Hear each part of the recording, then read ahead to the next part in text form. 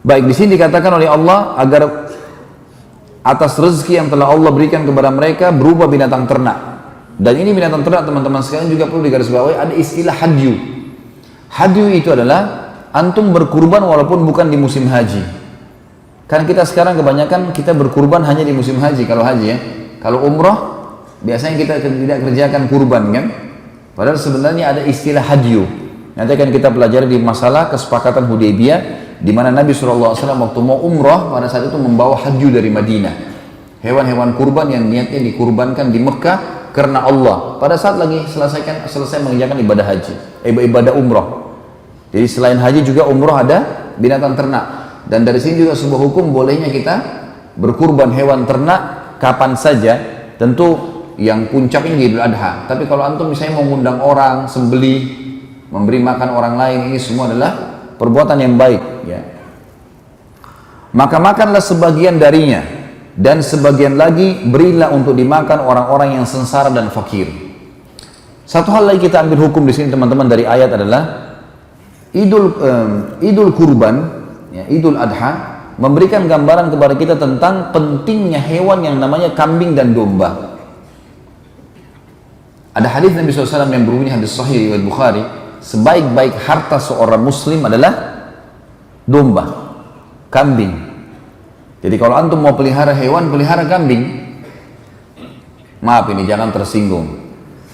Kalau ada teman-teman yang suka pelihara kucing misalnya, bukan tidak boleh. Abu Hurairah pernah pelihara, bahkan Abu Hurairah namanya Abdurrahman ibn Sakhr radhiyallahu anhu, gitu kan? Diberikan julukan Abu Hurairah karena Hurairah diambil dari kata-kata Hira yang berarti kucing. Tapi beliau satu-satunya sahabat yang pelihara kucing, yang lainnya tidak pernah. Nabi SAW juga tidak pernah pelihara kucing. Lebih baik antum biarkan bebas hidup, lebih bagus, lebih afdal. Jangan lagi dipelintir perkataan saya. Sekarang banyak ahli pelintir. Nanti keluar lagi fatwa menyesatkan Khalid Basalam lagi. Tanpa dilihat, tanpa disortir gitu. Ini saya bilang lebih baiknya, karena hewan yang haram dimakan dagingnya, haram ditransaksikan. Ya, itu kaidahnya. Kucing termasuk hewan yang bertaring, ya kan? Dibolehkannya untuk dipelihara oleh sebagian ulama karena dilihat Abu Hurairah pernah pelihara, tapi bukan menjadi sebuah kebiasaan para sahabat, bukan juga Nabi. Maka lebih baik antum biarkan. Ada orang subhanallah biayai kucing satu bulan 3 juta di Jakarta. Makannya lah, ada salonnya lah, ada bajunya lah, ada macam-macam. Kalau dia biayai anak yatim berapa pahalanya? 3 juta biaya anak yatim kan bagus ya. Sama juga banyak orang pelihara, maaf jangan tersinggung lah, dan jangan dipelintir. Orang pelihara burung. Untuk apa nih pelihara burung teman-teman? Untuk apa Allah kasih burung itu sayap? Saya tanya. Untuk terbang atau untuk dikurung? Sayapnya sudah ada, biarin terbang. Ustaz saya mau dengar suaranya. Sekarang di HP download banyak suara burung. Kenapa harus siksa burung itu bisa disuruh berbunyi? Antum mau suara apa saja sekarang bisa download. Suara burung segala macam. Ratusan ribuan burung banyak suaranya. Kenapa harus kurung burung itu bisa? Biarin terbang, makhluknya Allah. Mau lihat keindahannya Ustaz? Sekarang di YouTube apa saja antum mau lihat jenis burung, semuanya ada. Bisa tonton, selesai. Pelihara hewan yang antum ada pahalanya. Semua hewan yang halal dimakan, dagingnya halal transaksinya. Kambing, ayam, ikan, ya ada. Bisa dimakan. Halal, transaksinya pun halal. Antum nanti mau jual pun bisa. Tapi khusus masalah kambing teman-teman agak berbeda. Kambing adalah hewan yang luar biasa ini. Saya pernah sampaikan dalam satu ceramah saya teman-teman sekalian, kalau hikmahnya adalah hewan kambing ini hewan yang memakannya berpahala. Ada banyak dalil, diantaranya hadis Bukhari kalau baginda Nabi SAW sangat gemar memakan paha kambing. Berarti kalau orang makan kambing karena Nabi SAW suka, ibadah, pahala. Yang kedua kita punya akikah. Semua muslim, mau orang Arab, mau orang bule, mau orang hitam dari Afrika, mau orang Melayu, kalau anaknya lahir laki-laki, sembelih apa? Kambing, 2 ekor, atau domba. Kalau anak perempuan 1, nggak bisa diganti hewan lain tuh. Kalau akikah, Harus hewan itu memang. Dan sunnahnya memakan sebagian dari dagingnya. Kita juga punya idul kurban yang sedang kita bahas sekarang.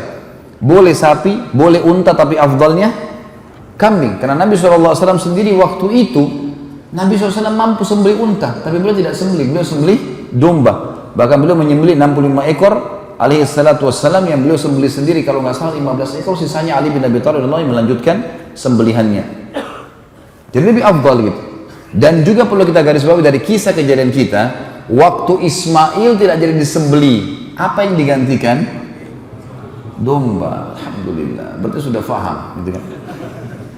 Kadang-kadang kita di Indonesia bilang apa? Nggak enak dagingnya Ustaz, atau kolesterol, apalah, darah tinggi. Mana buktinya? Sudah bisa ada buktinya nggak? Nggak ada buktinya teman-teman. Yang membuat masalah bukan daging kambingnya, bumbu yang antum taruh. Bumbunya santan, minyak, garam banyak, itu yang jadi masalah, bukan kambingnya. Allah sudah suruh, dan Nabi SAW mengatakan sebaik-baik hewan adalah kambing. Nabi SAW hampir setiap hari meminum konsumsi susu kambing. Dan banyak fakta-fakta, kalau antum baca di Google itu tentang fakta manfaat dari susu kambing dari kambing itu banyak sekali. Yang jelas teman-teman, di sini dikatakan firman Allah, dan agar mereka menyaksikan berbagai manfaat bagi mereka, dan agar mereka menyebut nama Allah pada hari-hari yang ditentukan atas rezeki yang Allah berikan kepada mereka berupa binatang ternak. Binatang ternak dikatakan di sini adalah kambing dan domba, karena ini yang banyak disembelih di zaman itu atau di waktu musim haji. Maka makanlah, makan, disuruh makan dagingnya. Berarti ada ibadah dalam memakannya. Sebagian darinya dan sebagian lagi berikan untuk dimakan oleh orang-orang sengsara dan fakir. Sebagian ulama mengatakan dianjurkan dia mengambil maksimal sepertiga dari daging hewannya, tapi ini ijtihad tentunya. Intinya dia disuruh makan sebagian, dia bagi sebagian lainnya.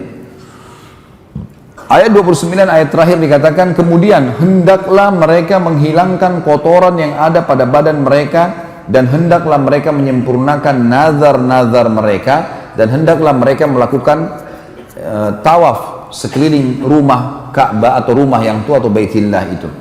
Yang dimaksud dengan di sini teman-teman sekalian, menghilangkan kotoran tubuhnya adalah menghilangkan kotoran, memotong rambut, mengerat kuku, dan juga mencukur bulu kemaluan dan bulu ketiak. Sebagaimana kita tahu, ini disunnahkan pada saat orang sedang ihram.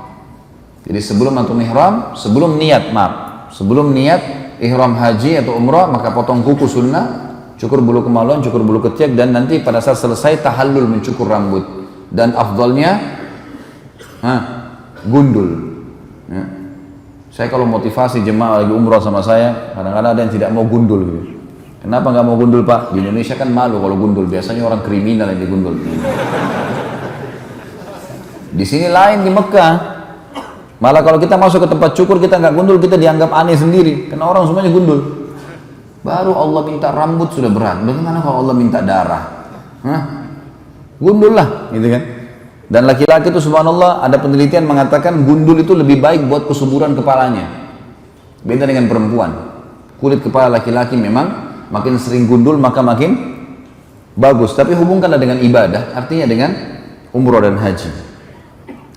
Kemudian dikatakan di sini tadi ya, kemudian hendaklah mereka menghilangkan kotoran. Yang dimaksud kotoran kata ulama tafsir adalah tadi yang sudah saya sebutkan, bulu ketiak, bulu kemaluan, kuku, dan memotong rambut pada saat lagi tahallul. Kemudian dikatakan juga, dan agar mereka menjalankan nazar-nazar mereka. Maksudnya adalah nazar-nazar yang baik untuk ibadah haji. Seperti misalnya ya, dia mengatakan dalam doanya, ya Allah mudahkanlah haji ini buat saya, ya berkahilah dan seterusnya. Dan kalau saya berhasil selesai haji, maka saya akan bersedekah sekian, gitu kan? Itu nazar-nazar yang positif. Walaupun nazar ini dalam pandangan jumhur ulama adalah hukumnya makruh, nazarnya. Karena kalau berhasil maka wajib untuk dijalankan, dosa kalau enggak. Lebih baik seseorang itu melakukan sesuatu, kalau berhasil dia langsung sedekah setelahnya, atau dia ya, berbuat kebaikan, berdoa atau syukur kepada Allah sebagai tanda terima kasihnya kepada Allah yang Maha Pemurah.